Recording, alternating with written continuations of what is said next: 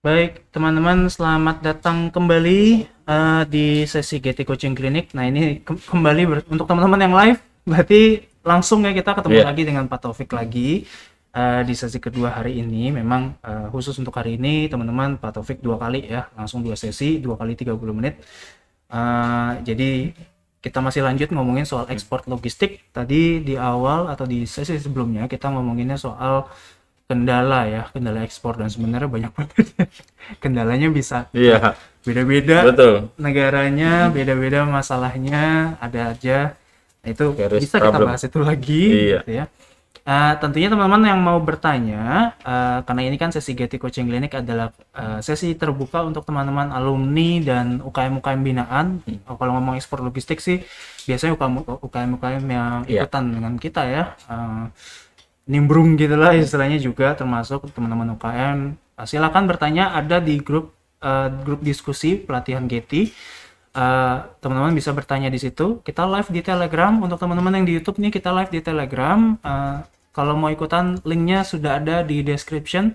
Untuk teman-teman yang di Telegram, nantinya kalau mungkin lagi nggak sempet ya, ada di YouTube rekamannya. Channel kita adalah Getty Incubator ya. Inkubatornya pakai C gitu, Getty Incubator. Memang Getty punya dua channel, satunya Getty TV dan Getty Incubator ya. Teman-teman jangan bingung nih channel yang mana. Untuk coaching klinik ada di Getty Incubator ya.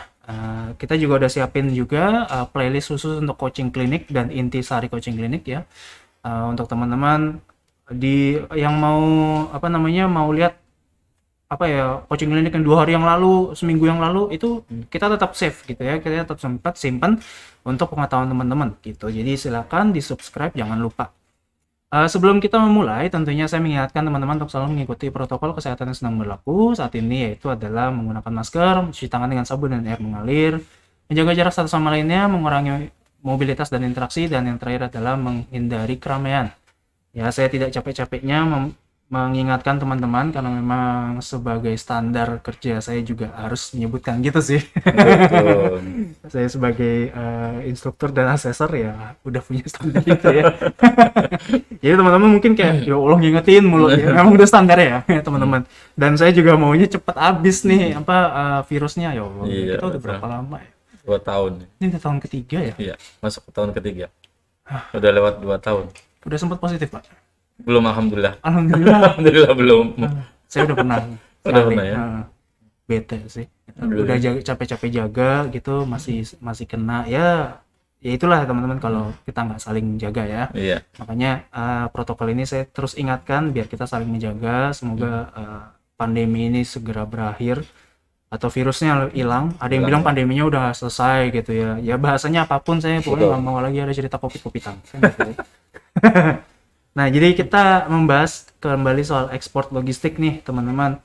Kalau mau nanya, ya saya ingatkan kembali, silakan ada di grup Telegram kita. Saya akan bacakan gitu ya. Saya di sini buka nih grup Telegramnya. Kalau teman-teman ada apa namanya, mau nanya-nanya, atau kemarin soalnya sempat ada masalah teknis.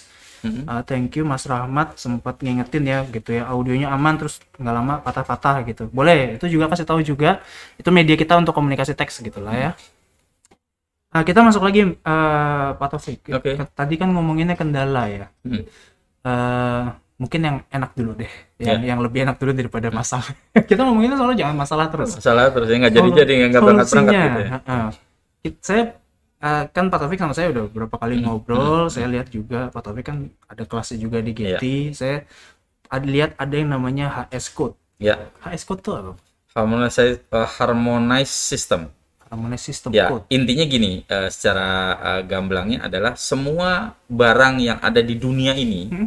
itu sudah terklasifikasi. Oke, ngomongin kategorinya. Iya, semua barang yang ada di dunia ini itu sudah diklasifikasikan ke dalam nomor Oke, yang disebut dengan harmonized system. Kita menyebutin barang apa aja itu sudah ada, oke. tergantung nanti dari pengetahuan kita, karena itu sudah dikodifikasi, gitu, Contohnya, terstruktur. Contoh gini, untuk yang pertama itu adalah binatang hidup. Yang kedua adalah tumbuhan hidup. mhm, Yang ketiga olahan makanan. Olahan makanan. mhm. Yang keempat adalah mineral. Yang kelima Mineral. mineral. Mineralnya bukan air ya? Bukan, mineral Seperti itu batu gitu. macam-macam, Metal. macam-macam semua bentuk mineral yang ada di bumi ini. Gitu. Itu sudah ada kodifikasinya. Oke. Terus ada lagi produk bahan bakunya, setengah jadi, barang Nah, jadinya. jadi itu beda high code. Sampai dengan supportingnya seperti yang tidak kasat mata seperti software seperti itu ada semua. Software ada juga Ada HS code. juga HS code seluruhnya. Ini Gitu. nantinya HS code-nya ada bentuknya kayak apa sih, Pak? Maksudnya angka gitu. Angka. Berapa angka? Untuk sekarang ini 8 angka. Gitu. 8 angka, 8 Panjang digit. banget. Berarti tadi kita ada beberapa kategori aja, nanti Betul. di dalamnya ada macam-macam Iya, lagi. betul. HS code-nya beda-beda Betul. lagi di dalamnya. Jadi kita nyebutnya itu untuk sekarang ini sudah berlaku 8 digit. Mm-mm. Gitu. Kalau sebelumnya itu ada 10 digit. Oh, 10 dulu tahun sekitar 10 tahun yang lalu itu 10 digit. malah lebih panjang. Ya, karena HS code itu berubah setiap 5 tahun sekali. Oh, Perubahannya setiap 5 tahun sekali. Gitu. HS code. kenapa begitu? Dikarenakan terjadi perubahan terhadap barang itu sendiri. Oke. Contohnya misalkan drone. 5 tahun yang lalu drone Helikopter itu? ya Ya, drone. yang dengan remote Ya, 5 tahun yang lalu tidak terlalu, walaupun ada, dalam artian itu masih masuk ke kategori yang lain, bisa ke, oh iya, elektronik, barang elektronik. dulu 5 tahun yang lalu Betul, elektronik. betul. Oke, sekarang Begitu sekarang drone ini sudah mainan. punya fungsi sendiri, tidak hanya mainan, bisa dijadikan alat pertahanan juga. Oh iya, Gitu. iya benar. Iya benar. Betul kan? Saya kaget Bisa, arahnya bisa. beloknya ke Ya, bisa kita masukkan kamera, bisa kita masukin senjata, bisa kita masukin laser, apapun. Ya. Malah sekarang sudah ada pesawat drone tanpa Ada, awak ya, transportasi. untuk menyerang. Ya. Nah, itu udah masuknya kategori khusus. Nah, itulah makanya setiap 5 tahun sekali selalu dilakukan perbaikan atau pembaruan. Tapi tentunya yang nggak berubah ya sama kodenya ya. Betul, Misalnya kalau ngomong tadi hewan hidup ya, betul. ya ikan paus gitu, ya nggak berubah lah ya. Enggak berubah. Oke. Enggak berubah. Gitu. Kecuali- Tapi kalau untuk produk-produk yang turunannya itu yang berubah. Iya. Karena kan setiap negara macam-macam. Nah, lebih gampang ini, dari 8 itu sebenarnya kita tidak perlu menghafalkan 8-8-nya. Karena sebenarnya yang kita harus hafalkan adalah hanya 4 digit pertama. Oke. Gitu. Karena 4 digit pertama sampai ke 6 digit pertama, sampai dengan 6 digit, Ya. itu seluruh negara sama.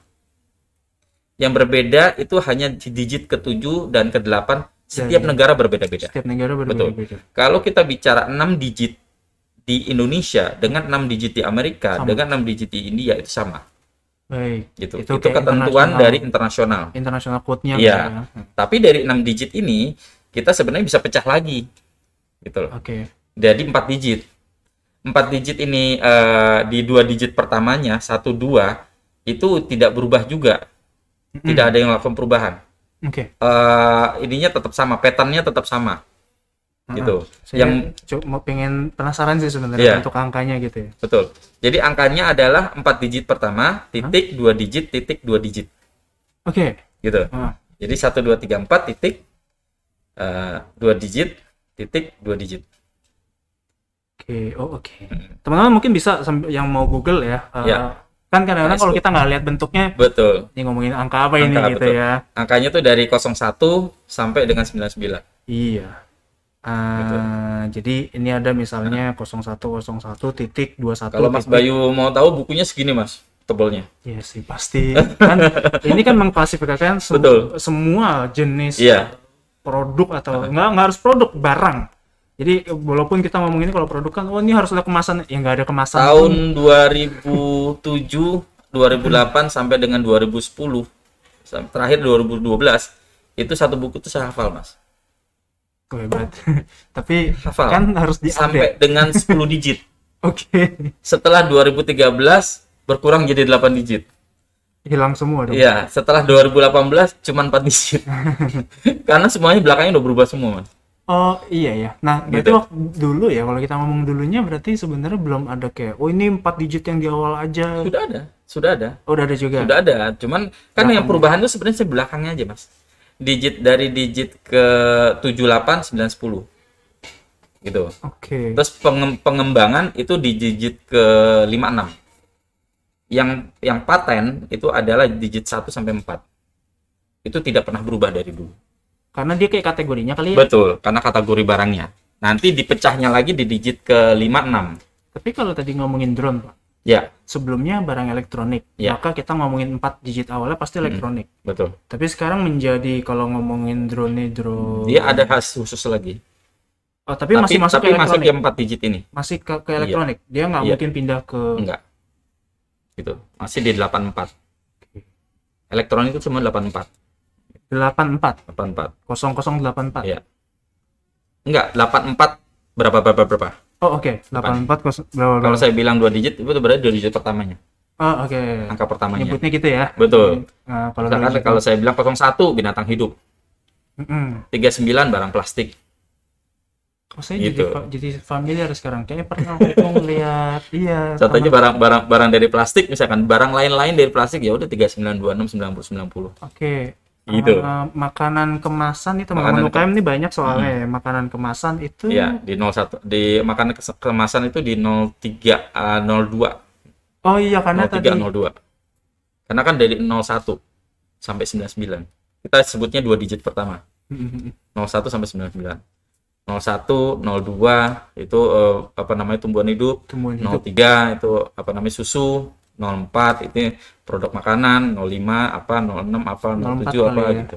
Saya jadi ingat waktu itu sempat lihat teman-teman UKM ini ada tim ekspor kita ya, istilahnya dari sister company kita Ya. AXI udah mengklasifikasikan produknya teman-teman. Kalau Saya saya ingat tuh ada kemarin, angkanya tuh. betul. Saya pikir Kalau kemarin itu saya mengeluarkan 1 lembar, Mas. Panduan HS Code. Itu ada di video saya.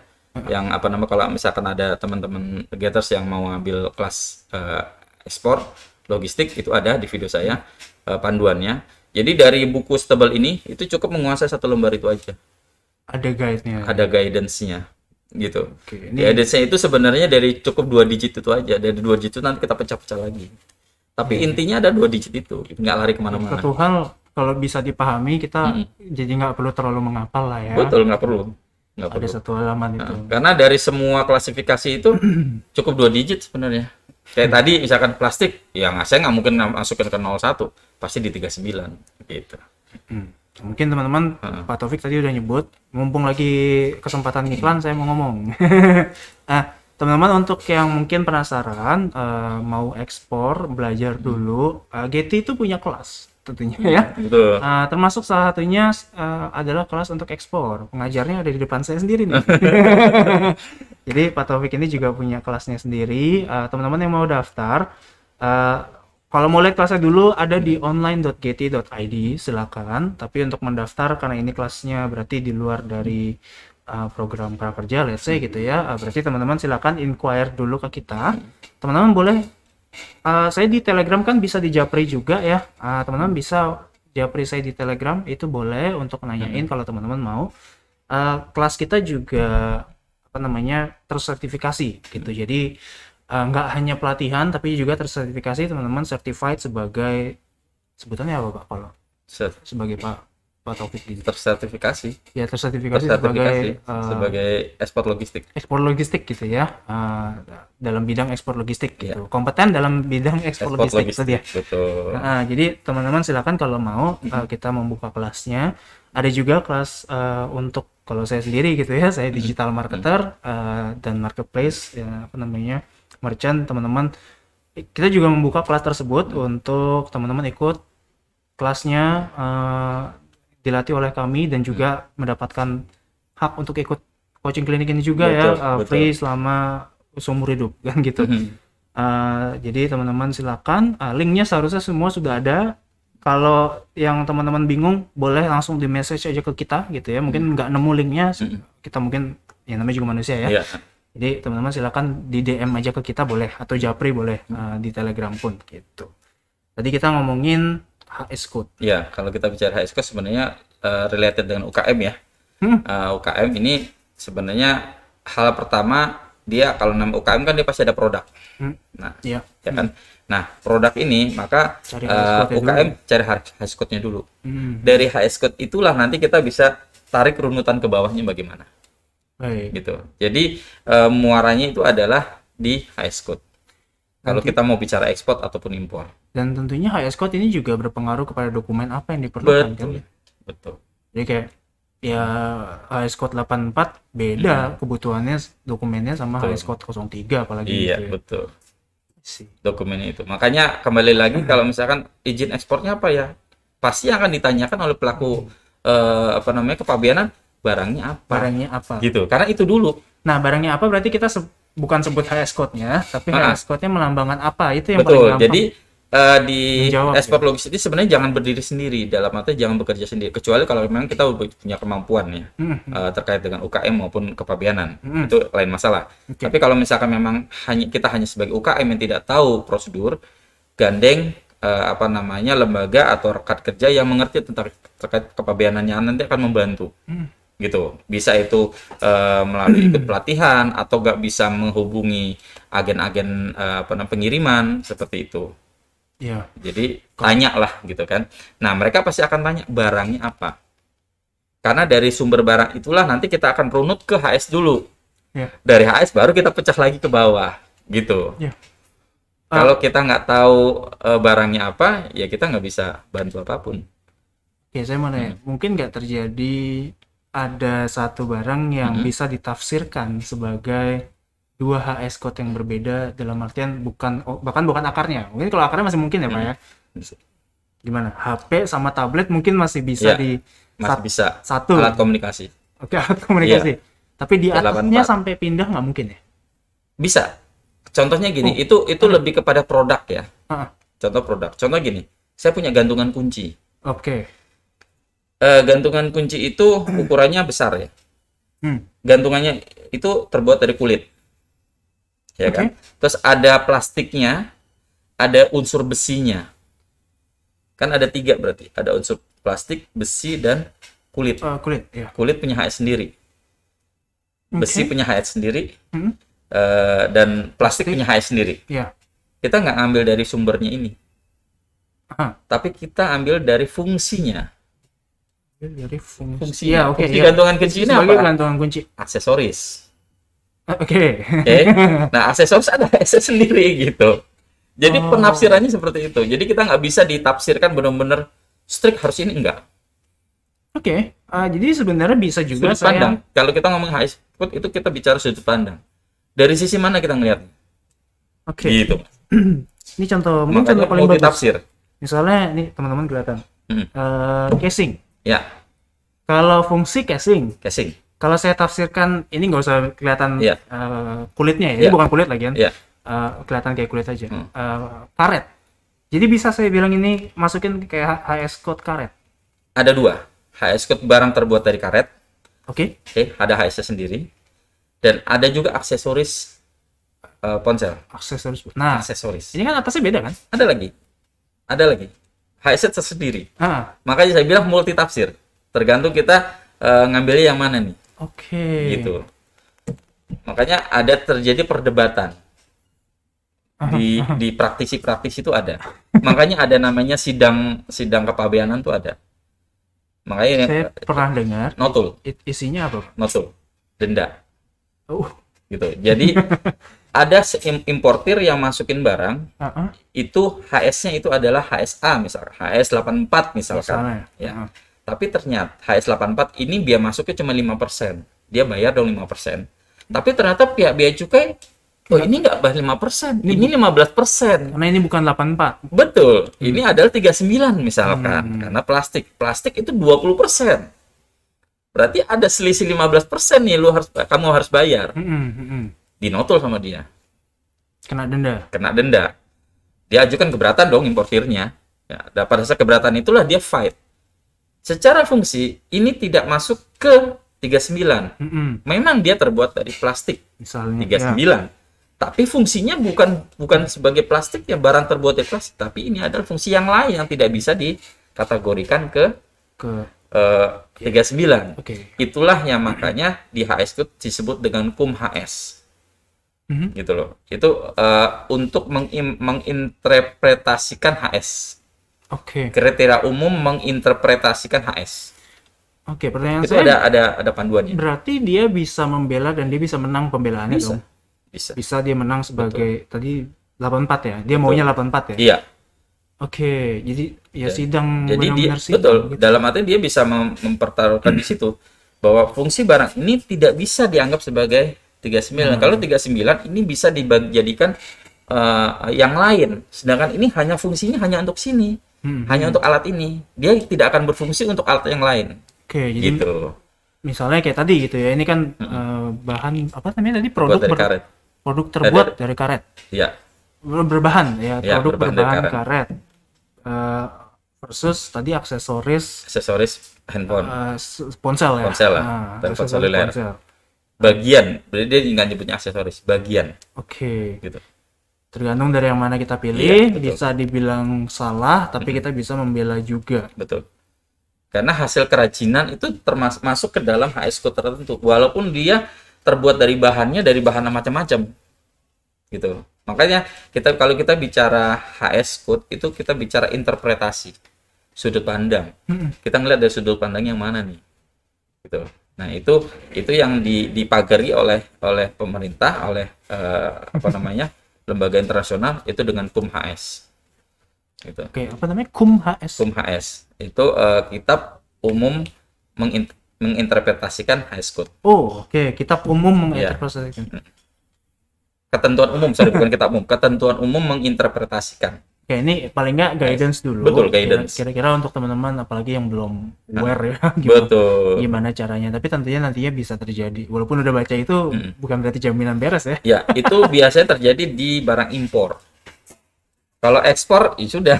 Iya, iya. Gitu, nggak pernah ada masalah. Secara natural, negara pasti pengennya ekspor. Jadi Betul. biasanya kita akan dimudahkan. Betul, karena masalahnya nanti yang muncul itu adalah di importirnya. Iya, kalau Baik itu menurut di sana dokumen maupun di juga, sini. tadi sebenarnya kita terfokusnya juga kepada di bagian impornya ya. Iya, Soalnya keluar aja deh. betul. Kalau keluar aja gitu. Kalau bisa jualan terus gitu. Iya, betul. Makanya ekspor itu jauh lebih mudah daripada impor. Iya. Kenapa lebih mudah? Uh-huh. Karena di situ tidak terbebani adanya bea masuk atau bea apapun, kecuali bea keluar ya. Tapi kan biaya masuk ke negara sana? Iya, itu kan urusan sana. Indonesia kan keluar. Kemarin ada istilahnya apa, Pak? Bea masuk atau bea keluar. Bukan.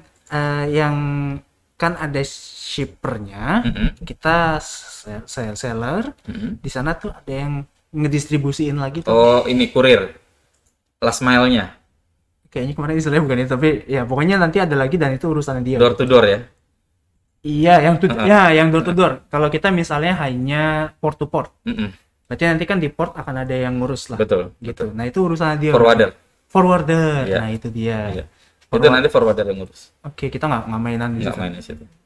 Untuk di negara sana ya. Tinggal, Tapi kalau barang impor ya kita yang ngurusin. tentunya tinggal. Tapi ekspor pun juga forwarder juga ngurusin untuk ekspornya. Oh, Forwarder itu pengurusannya tuh ekspor dan impor. Kita bicara di Indonesia ya. Ekspor ke luar negeri maupun impor di Indonesia. kita ngurusnya adalah ya si forwardernya minta dokumen Iya. apa nih, lo perlu Betul. dokumen apa? Gitu. Kita udah punya semua, silakan Iya. gitu ya. Iya. Makanya dalam hal ini kita nggak bisa bekerja sendiri. Iya. Ya. Harus gandeng. Kalau sendiri ya, lo mau jadi forwarder sendiri gitu. Iya. Kalau udah pengetahuannya udah mumpuni nggak masalah. Karena Tapi jarang yang kayak gitu kan dalam prakteknya Hampir juga. Nggak ada yang- pelaku bisnisnya sebesar apapun dia pasti akan gandeng forwarder. Oke. Gitu. Nah, biaya Pabrikan sebesar apapun, misalkan anggap aja sebesar Unilever, itu pun dia nggak nangani sendiri, dia lempar lagi ke forwarder. iya. Gitu. Saya itu pasti biaya juga jadi mahal banget kalau kita ngurus sendiri. Betul. Selain biaya nih, saya nggak cuma ngomong finansial. Pertama biaya, kedua pelepasan tanggung jawab, Mas. Itu yang concernnya. Kalau ada apa-apa, dia nggak tanggung sendiri, dia akan bebankan itu kepada pihak ketiga. Kayak yang tadi ya, contohnya Betul. kalau barang ini nyangkut harus dikirim lagi, dasarnya Kesalahan dia, bukan gitu. kesalahan saya ya. Gitu. Bukan. Karena ada faktor finansial itulah yang dia nggak mau cover. Kalau saya handle sendiri. Untuk teman-teman yang belum pernah main ekspor, ini bukan berarti lepas tanggung jawab ya. Betul. Bukan lempar batu tiap kali atau lempar batu terus ngadep sana, bukan. Tapi dalam artian gini, kalau kita skalanya ekspor itu sebenarnya nggak terlalu sulit. Oke. gitu. Kita bicara ekspor ya, UKM yang mau ekspor nggak usah takut, nggak usah takut. Yang jelas adalah gandeng pihak ketiga yang memang mumpuni di bidangnya, seperti itu. Ya ketiga ini forwarder. Iya betul. Ini kalau mau belajar di Getty, tentunya di sini nanti kan kita akan guide, gitu. ya kalau teman-teman mau detail di sini ya rajin-rajinlah ikut, Iya. ya terus nanya terus aja gitu. Iya. Ya. Belum ada pertanyaan ya? Mungkin teman-teman ya biar ya kita ceritanya menarik banget sih soalnya. Kan belum kalau Belum, di ya? ekspor tuh Pak Taufik soalnya kita kebanyakan masih baru. Kemarin kan sempat ada ya feedback, bukan feedback, cerita juga gitu bahwa memang masih baru sih kita mau ekspor tapi Iya. penasaran belum nyentuh gitu dan belum nyentuh. Jadi Makanya saya sebenarnya lebih senang concernnya kalau kita ngomongin ekspor jangan ngomongin kendala dulu. iya sih ya. Kayaknya Kalau enak. kendala dulu, aduh, susah ya gitu kan. Iya iya. Itu Tapi sebenarnya kalau ekspor nggak terlalu susah sih. biar mayoritas pasti juga bukan nggak ada kendala ya, tapi Bukan tidak ada kendala, berhasil pasti aja ada gitu kendala. ya. Pasti ada kendala. Iya. Tapi berhasil aja. Iya. Kalau misalkan UKM skalanya masih kecil-kecil, saya rasa kendalanya kecil juga gitu. Karena dalam artian secara regulasi juga tidak terlalu memberatkan. Gitu. Sekilo 2 kilo kita kirim ke luar negeri. Nah, Pak Taufik, kalau ngomong produknya UKM ya, biasanya pasti lebih ringan nggak sih Pak kalau bentuknya sudah produk dibandingkan dengan komoditi gitu? Tergantung. Ada jenis-jenisnya, dalam artian gini. Ada tipikal yang ekspornya itu memang si importir datang langsung ke Indonesia. Ya, dalam artian bayarnya langsung ke Indonesia. Saya mau produk A, B, C, D bentuknya seperti ini, speknya seperti ini. Itu lebih enak. Dalam artian itu sudah kita langsung ketemu touch dengan mereka face to face ya. Ya kan, langsung. Jadi maunya dia apa? Tapi yang sulit itu adalah kita punya produk dan kita mencari buyer. Otomatis kalau kita mencari buyer, kita pengen tahu dong need yang mereka butuhkan apa produknya. Ya kan? Dan kita apakah memang kita kirimkan raw material ataukah memang finish good? Gitu. Kalau finish good, kembali lagi di sana maunya kayak gimana nih? Dari sisi packaging, dari sisi banyak hal lah yang harus kita ini kan.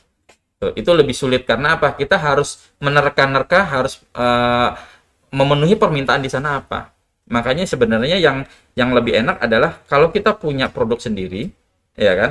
Kita coba tawarkan itu di platform, misalkan marketplace, lebih enak sekarang marketplace, ya kan? Entah itu Alibaba atau apapun.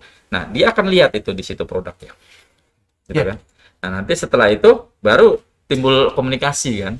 Saya maunya begini, modifikasi begini, nah itu enak. Paling enggak orang udah lihat dulu. Betul. Jadi ada apa ya?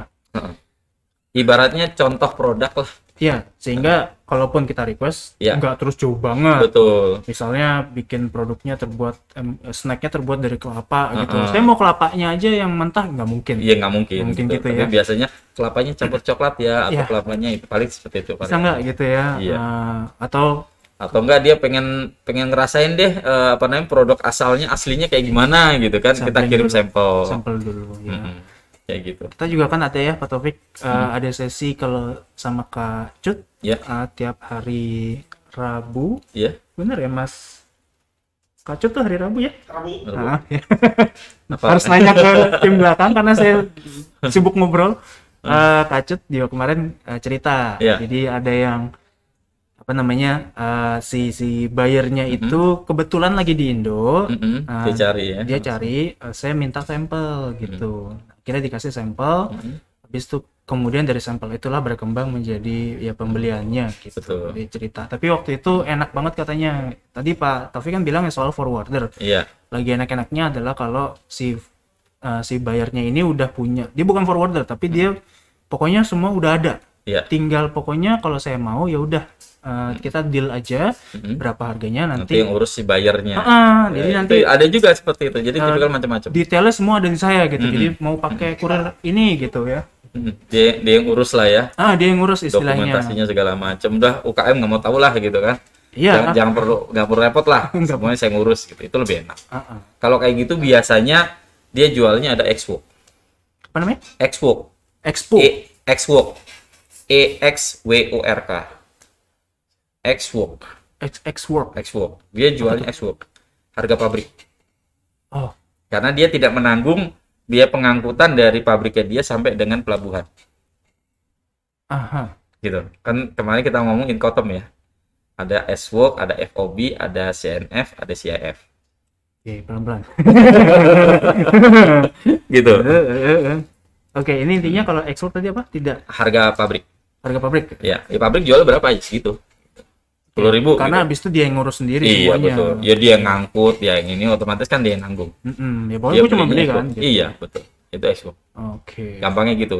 Kalau misalkan dia mau FOB ya sudah berarti saya bayarin freight-nya ya dari Jakarta ke India misalkan, atau Jakarta ke Singapura saya ya, sama pelepasan nanti di Singapura saya. Berarti saya beli kamu FOB. Oke. Dia harganya akan harga pabrik ditambah dengan proses loadingnya berapa, pengangkutan sampai dengan Pelabuhan Priuk berapa, atau ini berapa. Iya, jadi Itu dari, aja. dari pabriknya harus yang pemilik, harus Betul. sellernya yang kirim. tapi sampai ke port aja lah Iya gitu betul, ya, sampai port aja, kamu aja kasih port lah. Nanti begitu di port, Pak ini ongkirnya sekian nih dari Jakarta ke Singapura gitu ya. langsung tunjuk. Ya udah langsung tunjuk, Nah, iya, dia harus bayar. Gitu. paham. Singkatannya apa? FOB. Free on board. Free on board. Free on board. Ya. Oke. Tadi ekspor Ibaratnya itu dibebaskan dari di boardnya di atas itu. ya, Free. free on board gitu ya. Oke, kalau ekspor Pada tadi saat on singkatan. board itu free. Tadi Nggak ada singkatan. kok ekspor ya? Ya ekspor. Bekas kerja. Kita tahu tuh. Istilahnya begitu. Harga pabriknya. Oke. Tadi ada lagi apa tuh? CIS. FOB, CNF, CIF. CNF itu cost and freight. Jadi harga FOB ditambah dengan freight jadinya CNF. Oke. CNF ditambah insurans jadinya CIF. CIF. Ya. Tapi Iya. CIF pun juga itu hanya sampai port tujuan. Oke. Ini semua ini cuma sampai port tujuan Sampai ya? port tujuan, tidak ada sampai Doring. Oke, dari situ sebenarnya kelihatan bahwa kita Iya. sebagai ekspor itu sebenarnya udah cukup sampai Iya, situ. betul. Itu nanti. Ada lagi sampai Doring namanya DDP. Oke. Duty Delivery Paid. DDP.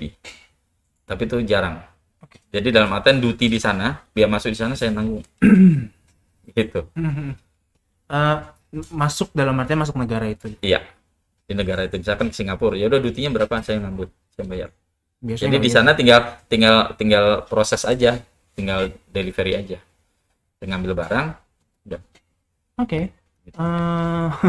Tapi itu biasanya untuk forwarder yang memang sudah terintegrasi ya. Sudah dia memang apa namanya? Udah ada langsung networknya lah. networknya udah kuat. Pasti udah kayak kurirnya udah tahu Betul, siapa betul. nanti kalau ngomong di Satu company lah. Baik dari Jakarta sampai Singapura satu company. Jadi tanggung jawabnya semua di cover semua. di Singapura pasti banyak ya perusahaan kayak Betul. gitu. Ya. Mengingat itu bisnis kayak Tapi bisnis UKM online. jangan pusing-pusing Ah. dalam artian coba aja dulu untuk cari bayarnya. Nanti kelihatan deh tuh challenge-nya bagaimana. Ya, mungkin kalau udah ketemu bayarnya dulu baru akan jelas ya. Kalau Betul. sekarang pasti Betul. teman-teman mungkin masih meraba-raba. ngeblank, Betul. meraba-raba. Tapi begitu ada bayar nanti kelihatan. Pertama kelihatan dari negaranya dulu kan ya. Betul. Berarti udah ada tuh nanti listnya. Lalu kita juga cari tadi apa yang di awal HS code-nya, HS code-nya. HS code-nya. Jadi juga Dan jangan lupa yang ditekankan untuk UKM yang terpenting adalah ikat itu semuanya di sales contract. Ah. Jangan sampai rugi. Terutama jika terjadi dispute atau problem nantinya di negara tujuan. Itu di luar tanggung jawab dari pengirim. Gitu. Jadi dalam artian selama dia sudah bayar kirim barang itu, maka sebenarnya dia sudah berhak untuk menerima pembayaran. Karena perjanjiannya itu nanti di sales contract. Itu aja sih sebenarnya. memang tentunya ya apa tuh yang kira-kira bakal jadi masalah ya. Itu Ikut kelasnya Pak Taufik. nanti saya kasih trik-triknya. Banyak trik-triknya itu. Soalnya beda-beda. Beda-beda, Beberapa ya. tergantung macam-macam ya. Saya nggak bisa bilang satu solusi untuk semuanya, nggak bisa. Iya. Tentunya nggak ada. Ini agak beda ya teman-teman. Kalau kita terutama untuk teman-teman yang masih di kan belum eksportir, berarti atau dalam artian UKM ini masih di sini aja, di Indonesia aja gitu. Walaupun alhamdulillah udah satu Indonesia silakan. Kita kan masih di Indo. Dalam artian ya peraturan Indonesia udah beres gitu ya, maksudnya. Tapi di Indonesia pun juga Kendalanya juga ada loh, Mas. Iya, tentunya ya. Pasti ada aja. Walaupun domestik ya. Pasti, tapi tidak ada perbedaan yang terlalu Betul. terlalu berbeda dalam artian kalau kirim ke Kalimantan sama kirim ke Sumatera ya kira-kira sama. Betul. Angkanya beda. Kira-kira sama tapi peraturannya kan gitu ya. Sementara Kayak contohnya gini lah, kirim kayu gaharu lah dari Pontianak ke Jakarta. Nah itu kan butuh dokumen juga dari karantina sana. karena kayu. Betul. Iya, karena kayu. Seperti itu. Iya. Yang mana peraturannya kira-kira bisa sama aja antara kayu apa tadi namanya? Gaharu sama kayu jati. sama. Sama kan? Nah, gitu maksudnya lebih mudah dipahami, Pak. Daripada kalau kita ngomongin ke ekspor nanti kalau karena negara ini adalah negara let's say Saudi. Iya. Maka syaratnya ada ini khusus Saudi, nanti ada khusus Singapura, ada khusus. Intinya kalau domestik itu kita bicara raw material lah. Kalau raw material pasti akan berisiko. Oh iya. Iya. Iya. Kayu gelondongan kan nggak boleh. Tapi kalau produk gampang. Produk boleh. Gampang banget kalau Iya. produk. Taruh Tokopedia beres. Tokopedia, Shopee, Bukalapak, saya langsung disclaimer. Iya, betul. Gitu. Jadi teman-teman nggak kerasa Pak Taufik, nggak kerasa lagi ya. Udah setengah jam lagi. Sekarang udah jam 5 lewat malahan ya teman-teman. Thank you banget untuk hari ini, apalagi teman-teman yang standby dari tadi sore ya, karena kita kali ini sesinya 2 kali nih sama Pak Taufik, 2 sesi 2 kali 30 menit. Masuk. Teman-teman untuk yang di Telegram, kalau ada yang miss out tentunya tadi mungkin ada tadi ya, saya lihat ada satu Mas Fahrul kalau nggak salah miss out di sesi pertamanya. Kita 2 kali sesi gitu ya. Miss out di sesi pertama, jangan khawatir, ada replaynya di YouTube. Subscribe di channel Getty Incubator gitu ya. Channel Getty memang ada 2, ada Getty TV dan Getty Incubator. Coaching Clinic ini disiarkan di Getty Incubator replaynya. Untuk teman-teman yang di YouTube ya, yang lagi nonton replaynya nih, kalau mau nonton live, mau nanya-nanya ya, bukan cuma nonton live-nya aja tapi mau nanya-nanya juga. Kalau sama Pak Taufik tanya soal ekspor logistik, silakan, linknya semua sudah ada di description gitu ya, video descriptionnya sudah ada. Untuk teman-teman yang mau join kelas Getty Incubator, linknya juga ada di description di YouTube ya. Untuk teman-teman yang mau join kelasnya misalnya digital marketing atau ikut kelasnya Pak Taufik pun ada. Silakan kontak kami di link tersebut gitu. Jadi untuk sesi sore ini saya ucapkan terima kasih, tapi tentunya sebelum menutup nggak capek-capek saya mengingatkan untuk teman-teman mengikuti protokol kesehatan yang sedang berlaku saat ini, yaitu menggunakan masker, cuci tangan dengan sabun dan air mengalir, menjaga jarak satu sama lainnya, menghindari keramaian, dan yang terakhir adalah mengurangi mobilitas dan interaksi sehingga COVID ini segera hilang ya. Jadi juga ekspor juga jadi lebih gampang. Betul. Ya. Kemarin pandemi pasti ini bahasan berikutnya nih. Tapi pasti kemarin pandemi ekspor jadi susah. Ekspor susah karena space untuk berangkatnya nggak ada. Oke. Permintaan banyak. Minggu depan. Kontainernya nggak ada. Kontenernya nggak ada. Ya itulah gitu Atau ya. space penerbangannya nggak ada. Nah, tapi sekarang udah jalan gitu. Sudah. Jadi kita akan bahas di minggu depan. Nah, teman-teman, ini coaching clinic ini diadakan daily tiap hari dengan topik yang berbeda-beda, expert yang berbeda-beda, praktisi yang berbeda-beda. Saya harus koreksi kalau Pak Taufik, kalau expert soalnya harus diupdate dulu lagi ya, gitu loh. Praktisi lah lebih Praktisi lebih enak. Berat gitu kayaknya. Berat kalau expert. Gitu. Jadi teman-teman, thank you untuk untuk waktunya. Saya ucapkan terima kasih. Assalamualaikum warahmatullahi wabarakatuh. Waalaikumsalam warahmatullahi wabarakatuh. Terima kasih Mas Bayu. Sama-sama.